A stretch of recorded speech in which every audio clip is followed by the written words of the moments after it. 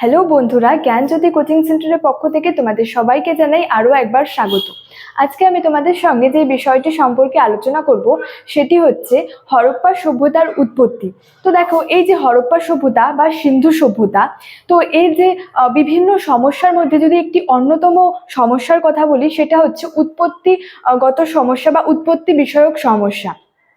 তো এই যে সিন্ধু সভ্যতার স্রষ্টা হিসেবে যারা আর কি দাবিদার ছিলেন, তাদের মধ্যে ছিল হচ্ছে যে সুমের সভ্যতা, দ্রাবিড় সভ্যতা এবং আর্য সভ্যতা। আর্য সভ্যতা সংক্রান্ত কিন্তু তত্ত্বগুলির কথা তত্ত্বগুলি সম্পর্কে কিন্তু জানা যায়। তো এই তত্ত্বগুলি সম্পর্কে আলোচনার আগে তোমাদেরকে একটা ছোট্ট ইনফরমেশন দিতে চাই। তোমরা যারা আমাদের কোচিং সেন্টারে এখনো যুক্ত হওনি কিংবা যুক্ত হতে চাইছো, তারা উপরে দুটো নাম্বার দেখতে পাচ্ছ, 6295916282 এবং 7076398606। এই দুটি নাম্বারের মধ্যে কিন্তু যে কোনো একটি নাম্বারে যোগাযোগ করে আমাদের সঙ্গে কিন্তু যুক্ত হয়ে যেতে পারো। তো দেরি না করে কিন্তু আজকে টপিক সম্পর্কে আলোচনা শুরু করছি। তো দেখো, আমি প্রথমেই বললাম যে এই যে সিন্ধু সভ্যতার যে বিভিন্ন সমস্যার মধ্যে একটি অন্যতম সমস্যা ছিল হচ্ছে উৎপত্তি বিষয়ক সমস্যা। তো এই যে সিন্ধু সভ্যতার স্রষ্টা হিসেবে যারা দাবিদার ছিলেন, তারা আর কি যে সুমের সভ্যতা, যে দ্রাবিড় সভ্যতা, আর্য সভ্যতা সংক্রান্ত কিন্তু তত্ত্বগুলির কথা জানা যায়। তো এই তত্ত্বগুলি কি ছিল? দেখো, এই তত্ত্বগুলি ছিল হচ্ছে যে এই যে সুমের তত্ত্ব, দ্রাবিড় তত্ত্ব এবং আর্য তত্ত্ব। তো এগুলি সম্পর্কে কিন্তু এখন আমি পরপর কিন্তু এগুলি সম্পর্কে আমি আলোচনা করব। দেখো, প্রথমেই বলি হচ্ছে যে সুমের তত্ত্ব। সুমের তত্ত্ব সম্পর্কে কি বলা হয়েছে? তো ঐতিহাসিক মার্টিমার হুইলার তিনি হচ্ছে মন্তব্য করেছেন বা বলেছেন যে এই যে সিন্ধুবাসীর যে খাদ্যশস্য উৎপাদন ছিল, তারপরে বলা হয়েছে তাদের যে বস্ত্র বয়ন, সেখানে যে ধাতুর আর কি ব্যবহার, সেখানে নগর নির্মাণ, তো এই যে প্রভৃতি বিষয়গুলি কিন্তু বিষয়গুলি থেকেই বোঝা যায় যে এগুলি হচ্ছে সুমের সংস্কৃতি দ্বারা কিন্তু প্রভাবিত ছিল। তো তাই তিনি বলেছেন, তাই তিনি আর কি এই যে সিন্ধু সভ্যতার উৎপত্তি সংক্রান্ত তত্ত্ব হিসেবে কিন্তু এই আর কি সুমের সভ্যতার যে অবদান, সেই অবদানকে তিনি কিন্তু স্বীকার করেছেন, অর্থাৎ তিনি হচ্ছে মেনে নিয়েছেন। এবং এর হচ্ছে বিপক্ষে হচ্ছে যে গর্ডন চাইল্ড ছিলেন, তিনি হচ্ছে একটা ভিন্ন মত প্রকাশ করেছেন। তিনি বলেছেন যে এই যে উভয় সভ্যতা, অর্থাৎ সুমের সভ্যতা এবং সিন্ধু সভ্যতা এবং যে সুমের সভ্যতা, উভয় সভ্যতার মধ্যে যে ভাস্কর্যগুলি ছিল, যে আর কি লিপিগুলি ছিল, এগুলি দিক থেকে কিন্তু একটা ব্যবধান ছিল। এবং বলা হয়েছে যে এই যে হরপ্পা সভ্যতায় যে সমস্ত আর কি শিলমোহর পাওয়া গেছিল, তো এটাই বলা হয়েছে যে হরপ্পার যে শিলমোহর ছিল সেগুলি কিন্তু সুমের থেকে কিন্তু পৃথক ছিল।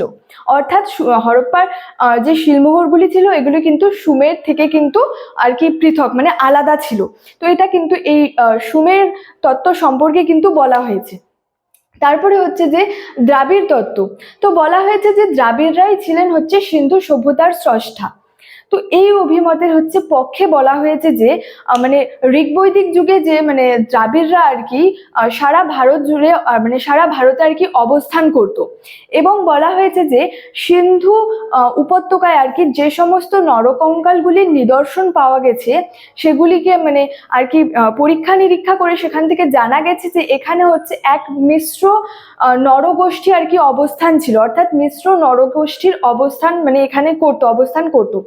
এবং যদি ধর্মের দিক থেকে বলি, তো বলা হয়েছে সেখানে যে ধর্মের দিক থেকে এই দ্রাবিড় সভ্যতা এবং যে দ্রাবিড় সভ্যতা এবং যে সিন্ধু সভ্যতা ছিল, তো এই দুটি সভ্যতার মধ্যে কিন্তু সাদৃশ্য ছিল, অর্থাৎ মিল ছিল। এবং এই উভয় সভ্যতায় কিন্তু শিব শক্তি ও কিন্তু লিঙ্গ পূজা করত। তো সুতরাং বলা হয়েছে যে দ্রাবিড়রাই ছিলেন যে সিন্ধু সভ্যতার স্রষ্টা। তো এই মতের বিপক্ষে বলা হয়েছে যে উভয় সভ্যতার মধ্যেই কিন্তু বলা যায় যে আর কি অন্ত্যেষ্টি যে ক্রিয়া ছিল এবং যে স্থাপত্য কর্মগুলি ছিল, সেগুলির মধ্যে কিন্তু যথেষ্ট পার্থক্য ছিল। তো একটা পক্ষে বলা হয়েছে, একটা কিন্তু বিপক্ষে মত বলা হয়েছে এই দ্রাবিড় তত্ত্ব সম্পর্কে। নেক্সট বলছে হচ্ছে যে আর্য তত্ত্ব। দেখো, এক সময় মনে করা হতো এই আর্যরাই ছিলেন কিন্তু এই সিন্ধু সভ্যতার স্রষ্টা। তো এই সম্পর্কে হচ্ছে ঐতিহাসিক ভিনসেন্ট স্মিথ তিনি হচ্ছে বলেছেন যে সিন্ধু সভ্যতার শিকড় হচ্ছে বৈদিক যুগ থেকেই আর কি দেখা গিয়েছিল। এবং এছাড়াও বলা হয়েছে যে ঋগ্বেদের পর্বে আর্যরা ভারতে আসার পূর্বে যে কয়েকটি ইন্দো আর্য যে উপজাতি ছিলেন, তারাই হচ্ছে যে সিন্ধু উপত্যকা অঞ্চলে এসে কিন্তু তাদের যে সভ্যতা, তাদের যে সংস্কৃতি কিন্তু গড়ে তুলেছিলেন। এবং যদি ধর্ম সাধনার দিকের কথা যদি বলি, তো সেখানে বলা হয়েছে সিন্ধুদের যে ধর্ম সাধনা এবং সেখানে বলা হয়েছে যে বৈদিক যুগে যে আর্যদের যে ব্রাহ্মণ্য ধর্ম সাধনার সঙ্গে কিন্তু বিষয়টি সম্পর্কিত ছিল। এটা হচ্ছে আর্য তত্ত্বের পক্ষে বলা হয়েছে। এবং এই সম্পর্কে ঐতিহাসিক গর্ডন চাইল্ড এবং যে মর্টিমার হুইলার এই মতটি অস্বীকার করেছেন। এবং তারা বলেছেন যে আর্যরা তো ছিলেন যে আর্য সভ্যতা ছিল গ্রামীণ, কিন্তু সিন্ধু সভ্যতা ছিল নগর কেন্দ্রিক, বিভিন্ন নগরকে কেন্দ্র করে সিন্ধু সভ্যতা গড়ে উঠেছিল। এছাড়াও বলা যায় যে আর্যরা লোহার ব্যবহার জানতো, কিন্তু সিন্ধুবাসীরা তো লোহার ব্যবহার জানতো না। এবং এছাড়াও বলা যায় যে সেখানে যে সিন্ধু সভ্যতায় মৃত ব্যক্তিদের সমাধিস্থ করা হতো, কিন্তু আর্য সভ্যতায় কিন্তু মৃত ব্যক্তিদের কিন্তু পুড়িয়ে দেওয়া হতো। এছাড়াও একটা যেটা মূল বলা হয়েছে যে আর্যরা কিন্তু এই নগরের স্রষ্টা ছিলেন না। বলা হয়েছে যে আর্যরা কিন্তু নগরের ধ্বংসকর্তা, অর্থাৎ আর্যরাই ছিলেন এই নগরের কিন্তু ধ্বংসকারী।